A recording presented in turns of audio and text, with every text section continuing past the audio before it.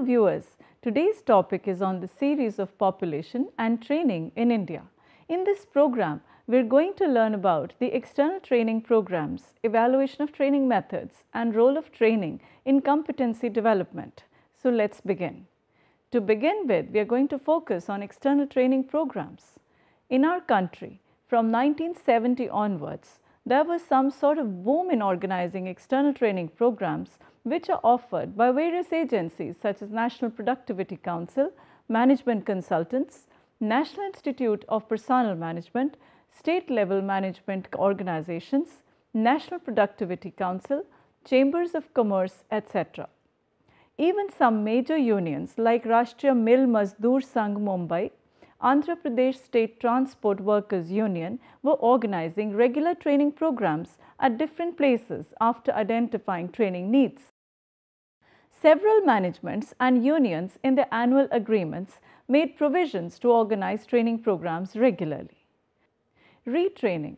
One of the grave problems facing an industrial worker is job obsolescence, where his knowledge and skill may become obsolete because of changes brought about by technology. Automation has led to such new problems. Workers with their long loyal service find their jobs becoming completely outdated to the company. That is why initially workers fought the introduction of automation. The dock workers, LIC employees and even in many small and medium scale unit workers face this problem from time to time. In such cases, retraining programs are organized to equip the employees with required skills.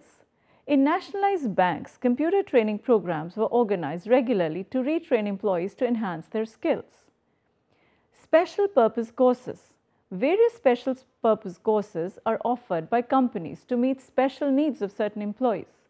Many times, senior officers and managers are sent to their corporate office abroad for training as and when the need is felt.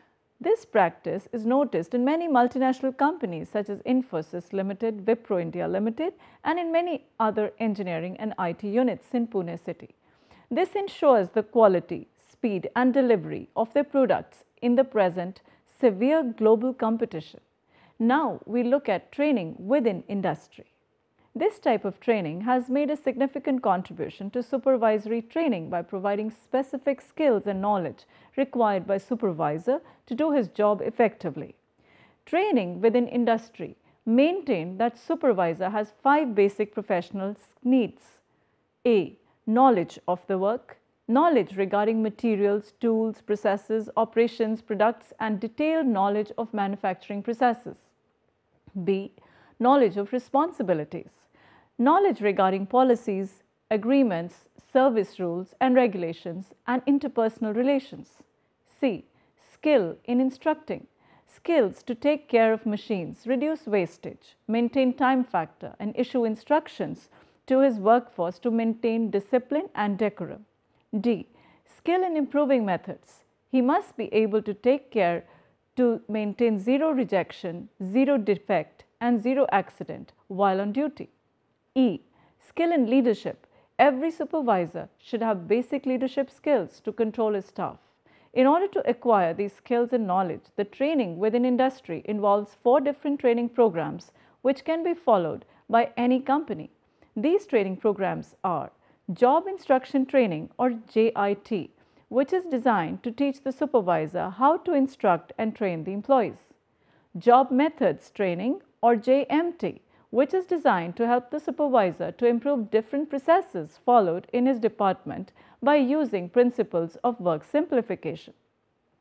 Job Relations Training or JRT, which is designed to equip the supervisor with problem-solving practices and handling human relations. Program Development Training is job work training to his workforce, issuing instructions and necessary follow-up.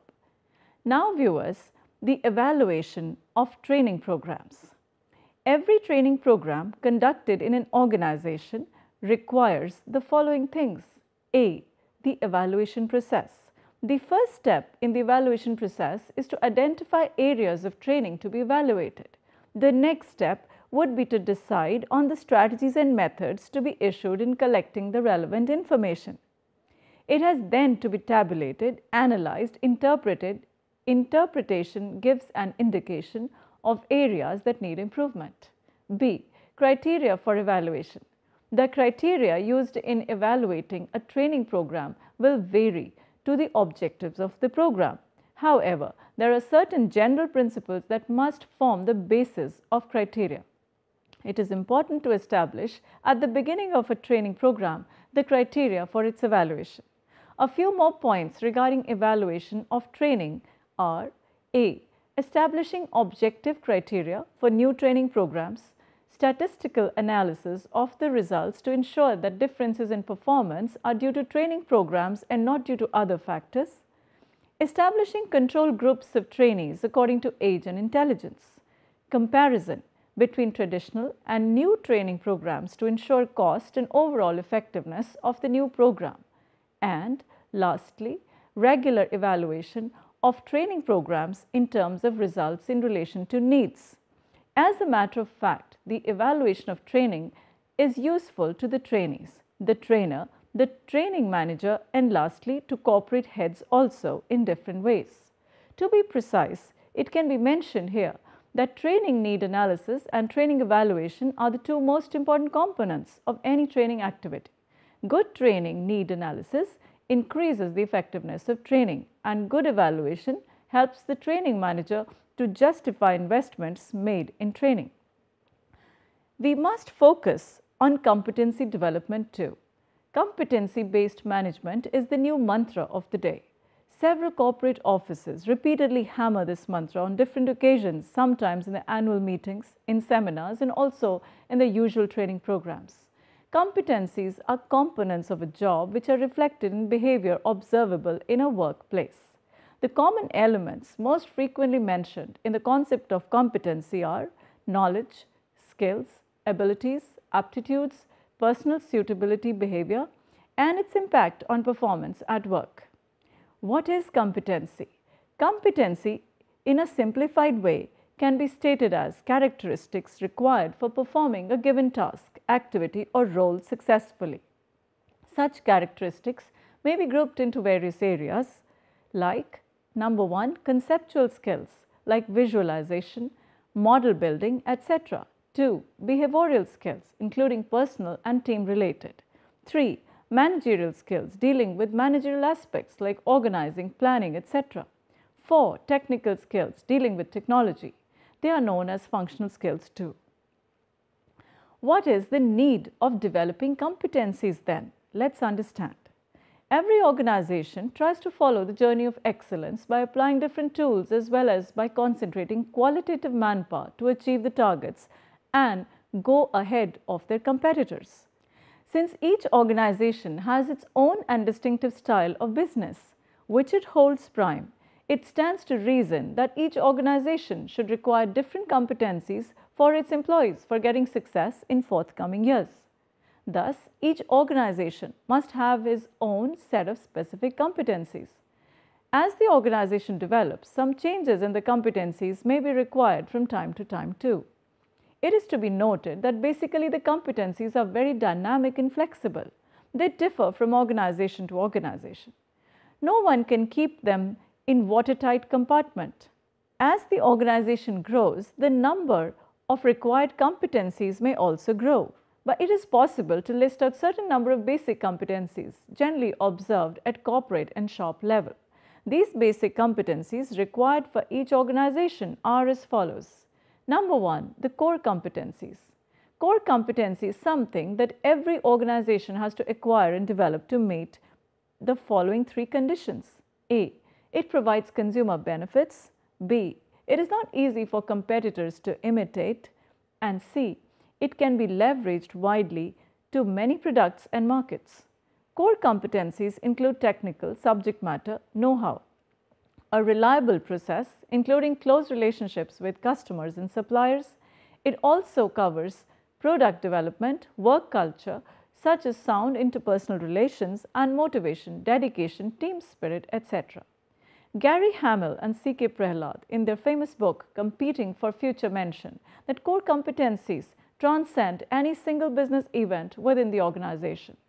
Certain projects are so massive and persuasive that no individual can possess the competencies required and manage them thoroughly till competition. Therefore, organizations have to identify, develop and manage organizational core competencies. Now viewers, let us see the role of human resource management in competency development. In the field of competency development, the role of human resource management is very crucial. The human resource manager has to take care of developing its workforce. The development of employees means developing required skills and competencies in different ways. Human resource management has gone through a process of evolution and draws through various thoughts from a large canvas of many disciplines. As already discussed, it is a latest technique of people's management. It is necessary to keep in mind that human resource management is a distinctive approach to employees management, which seeks to achieve competitive advantage through the strategic development of highly committed and capable workforce by applying an integrated array of cultural, structural and personal techniques. Its main emphasis is on developing organizational commitment amongst employees, which would lead later to get positive results such as better motivation, higher productivity and improved performance constantly.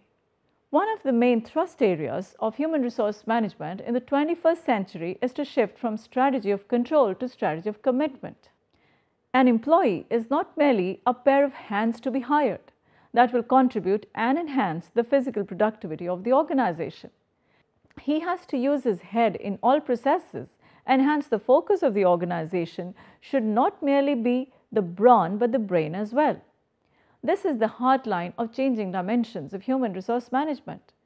Role of manager in competency development.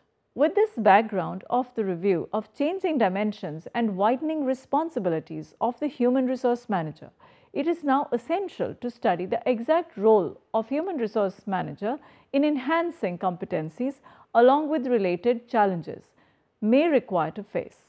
Now he has to cross the borders of traditional personnel functions. In the present competitive age, his focus ultimately must be on business development.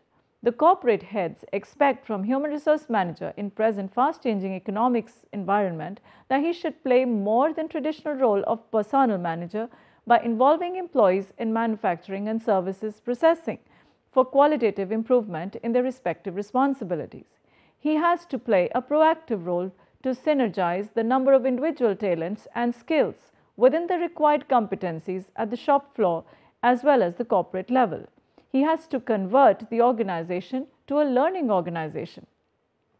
Hence, the only tool he has to adapt and adopt is organizing training programs, provide counseling and follow the recent problem-solving processes. Regarding training and competency development, training division of any company plays a very effective role in the field of competency development. After all, training is an important tool for employees' development.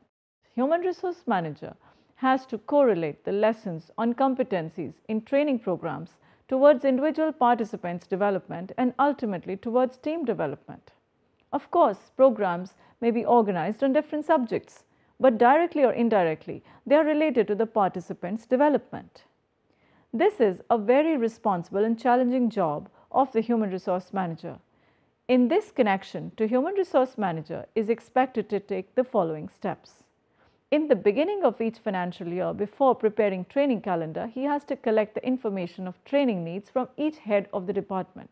The next step is to compile the information collected and in consultation with the concerned authorities of different departments, prepare a training calendar. He has to coordinate all these training activities in consultation with the related senior managers.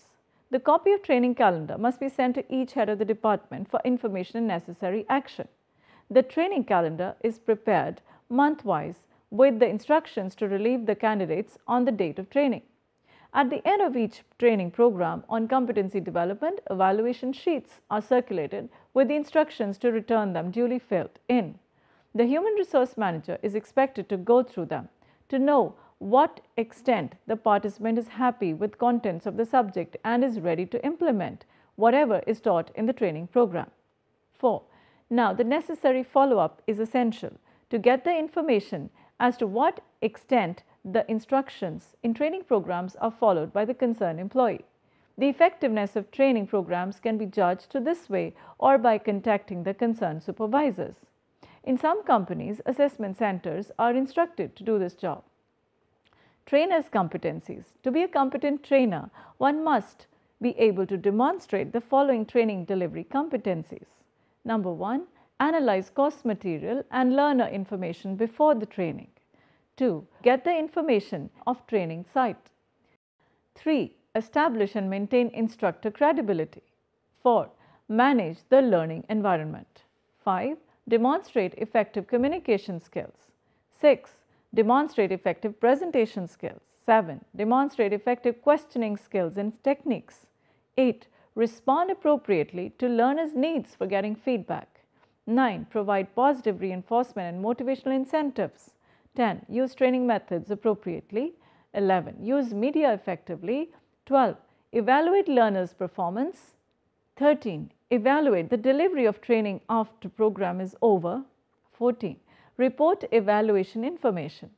All these points are important while reporting training. For any effective training program, the instructor should take note of the above competencies for obtaining good result. So, to conclude, my friends, training has become vital in anyone's life, especially in today's competitive world. Every person, a manager, a supervisor or worker, has to sharpen his saw by keeping himself alert and active in his learning process. His mind should always be inquisitive and open to acquiring new listening and learning skills. As Laurie Bossidy, former chairman of Honeywell International, has stated, keep in mind that 80% of the learning takes place outside the classroom. Every leader and supervisor needs to be a teacher. Classroom learning should be about giving them the tools they need. In short, every person or every manager has to evaluate his own learning process with due intervals. For him, the basic need is that he should learn to listen first on priority basis. The path of excellence starts therein. So viewers, today's topic was on the series of population and training in India. In this program, we have learnt about the meaning, the importance, the types, the methods of training in India, the evaluation of training, the training need analysis, etc. You also got to know the qualities that the trainer must have so that good quality training can be imparted. Thank you viewers for watching the program.